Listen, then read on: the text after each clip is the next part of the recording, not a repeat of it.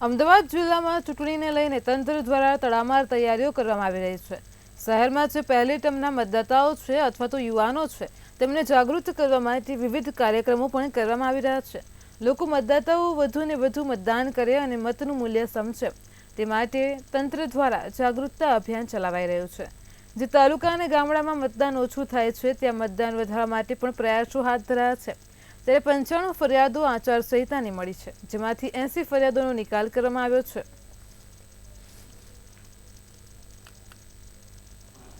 કે 31મી માર્ચની તારીખે જે મેચ યોજાઈ ત્યાં આપણે સ્વીપ એક્ટિવિટી કરેલી છે। ત્યાં ઈસીઆઈના દ્વારા જારી કરેલા સ્લોગન્સ, પોસ્ટર્સ, બેનર્સ લગાડવામાં આવેલા।